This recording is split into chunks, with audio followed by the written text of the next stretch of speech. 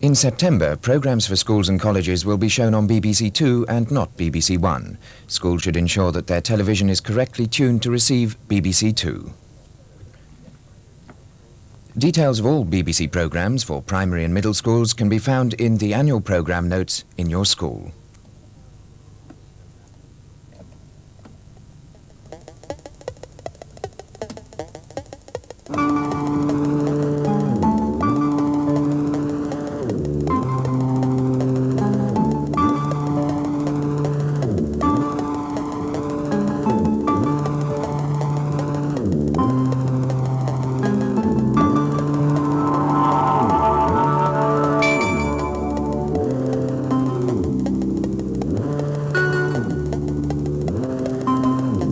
It's difficult to know, just by looking, how old a tree really is.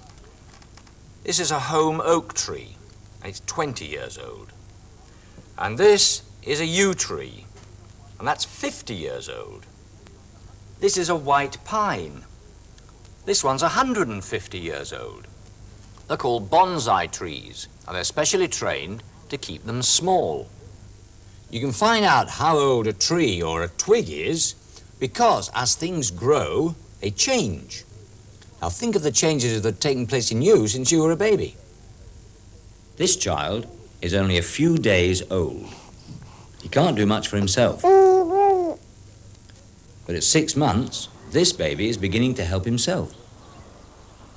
At 1.5 years, walking needs a lot of concentration.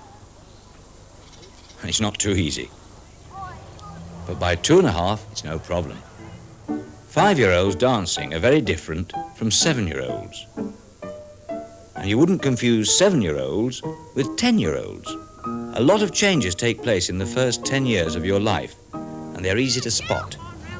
They're the clues that help us to tell how old a child is. And if you know what to look for, you can work out how old a tree or a twig like this is.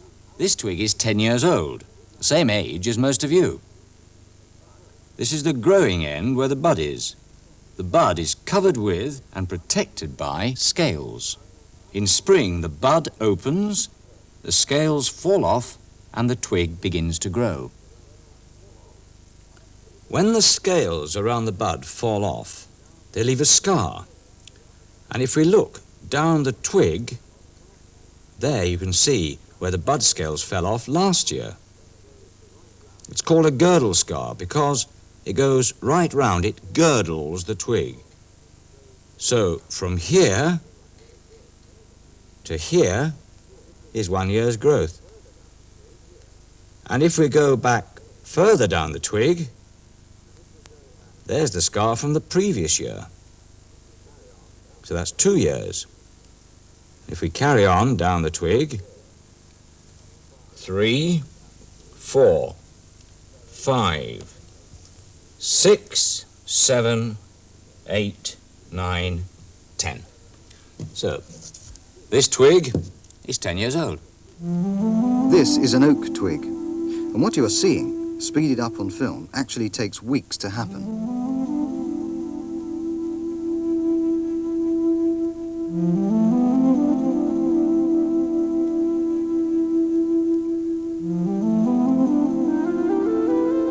Each year, when the new bud opens, the twig grows longer.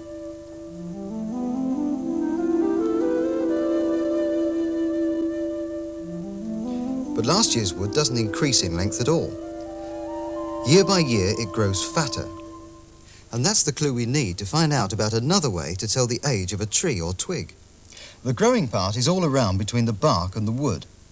It's a soft layer, which is why the bark strips off easily. During the summer, the new soft layer hardens, and each year, during the growing season, a new layer is formed. That's why the twig gets fatter. One of the best twigs to see these layers in is the yew, and this is the sort of twig you should use.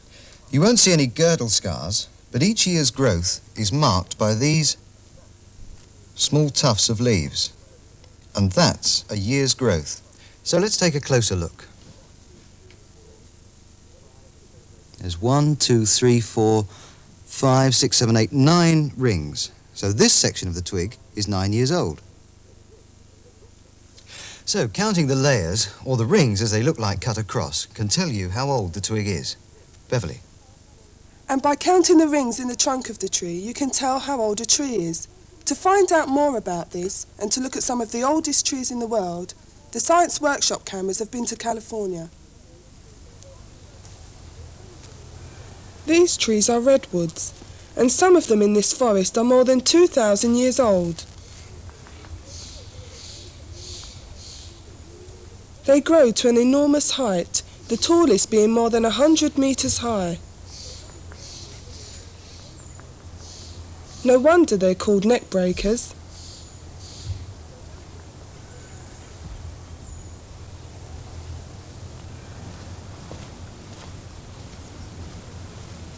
About 100 years ago, people realised that it was important to preserve the trees, and now nearly all the redwood forests are protected in national parks.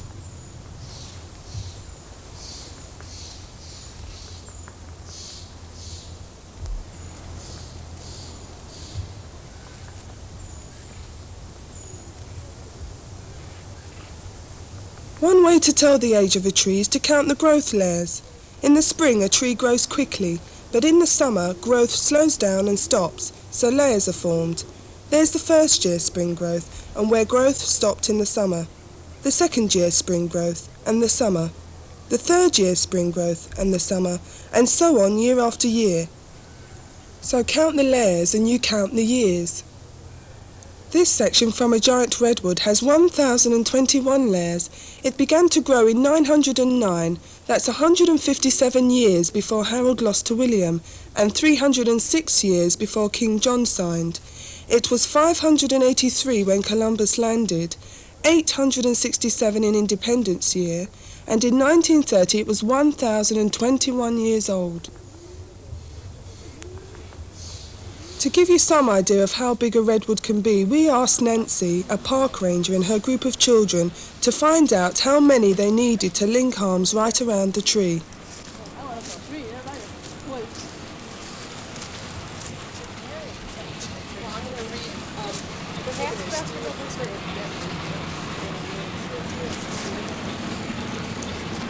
Did you believe how big that tree was? That's how big it was? That's right. Who said we couldn't hear through it? Didn't you say, Jan? You said, well, they sound so far away. And they were so far away. Hello? All right. Wow! Go ahead. Yay! Hey, watch the branch over here on your left. Don't trip. My lip! My lip! Look at my lip! We'll make this big circle, just like we did with the tree. Okay, Pauline, let's see. Okay, let's see. Stretch just like you were when you were around that big tree. There are 9 children and Nancy. Whoa! Keep it! Hold it! Look how big that tree I'm is! used to falling against it. But there used to be much bigger trees in the forest. In this old photograph, there are 8 men on this side of the tree and another 8 behind. And there were trees big enough to drive a coach and horse through. But all the really big trees were cut down because out of one tree you could get enough timber to build 40 5-room cottages. Thousands of magnificent trees were felled. Parts of some were even sent to New York and London to be put on exhibition. Before anything was done to stop it, more than a third of the giant trees disappeared.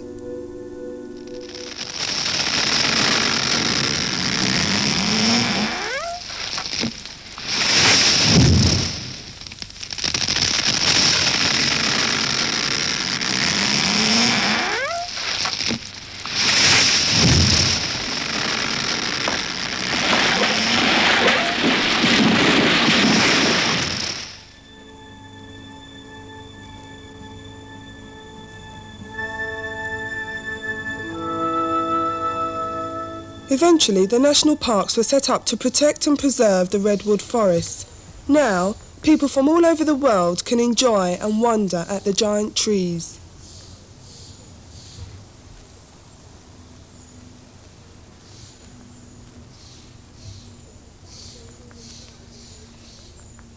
But despite their enormous size and great age, the redwoods are not the oldest trees in the world. The oldest trees are found in another part of California.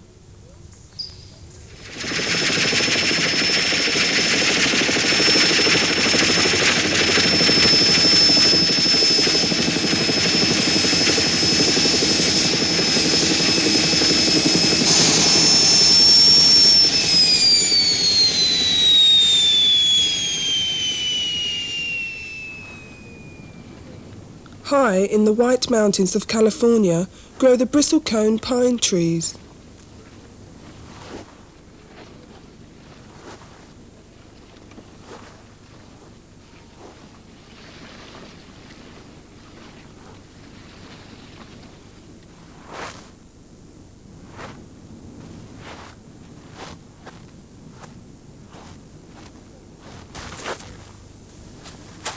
This is Professor Charles Wesley Ferguson. He's a tree scientist, and he's going to show us how to find out the age of a tree without cutting it down. He's particularly interested in finding out how old this tree was when it died. He thinks it's between 3,000 and 3,500 years old.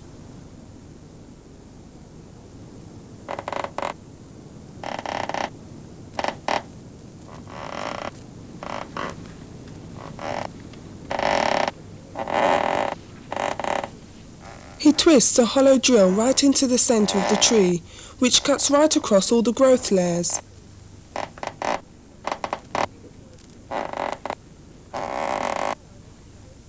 Now he's reached the centre, and now he can take out the core.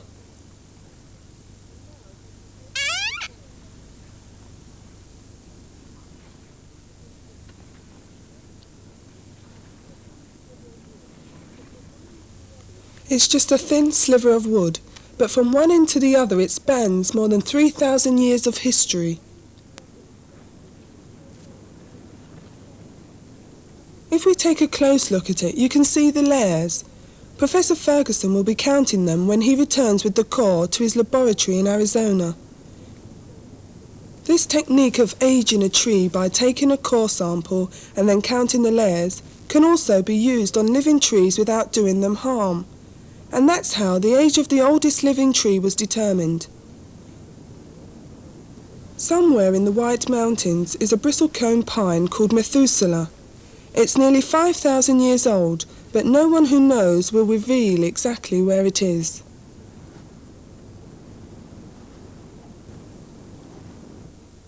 When you look at the cut end of logs, you can see that there are two distinct parts. The dark centre called the heartwood and the light outer wood called the sapwood, and sometimes you can see where branches grow out. If you then cut a log along its length, you can see that the rings at the top are the edges of the layers that run around the tree, and the knots in the wood are parts of branches cut across. So the knots, the edges of the growth layers, and the dark heartwood and light sapwood give the wood a distinctive pattern called the figure. Different woods have their own distinctive figure. This is redwood. This is mahogany. This is rosewood. This is beech. This is oak. This is pine. Nowadays, wood like this is expensive, so we use things like chipboard instead. And to make it look attractive, the surface is covered by a very thin layer of the expensive wood. Another cheaper wood is plywood. It's made up of layers of wood with the expensive layer on the outside. And this surface layer is called a veneer. Malcolm's been finding out. At the veneer factory, logs first of all have the bark removed. Then they are thoroughly soaked in warm water.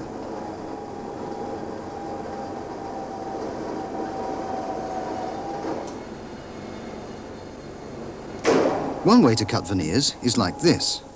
The log is trimmed top and bottom, then a very sharp blade is used to shave off the thin veneers.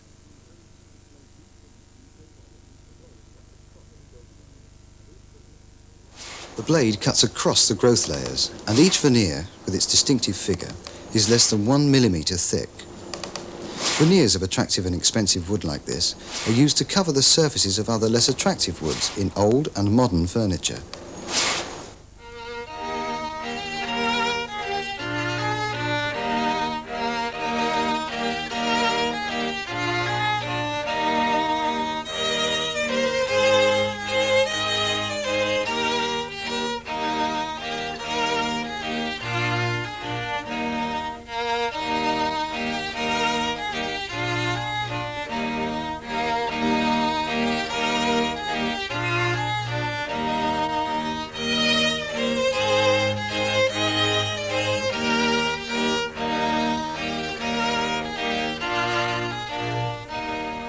You can also use veneers to make lovely patterns like these, something you couldn't do with solid timber.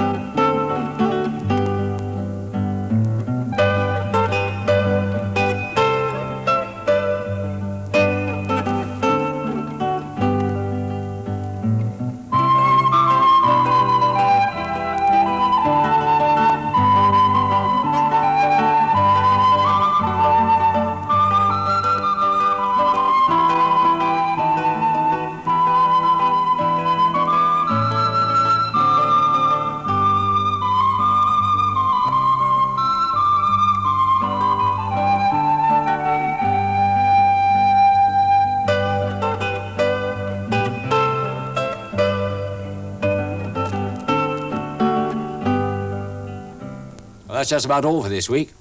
The Science Workshop book will help you with your practical work, investigating twigs and wood. But there's one thing that is important. Take care when you're cutting twigs from trees. You need a pair of sharp secateurs. And cut at a slight angle like this to stop the rain getting into the cut. See you next week.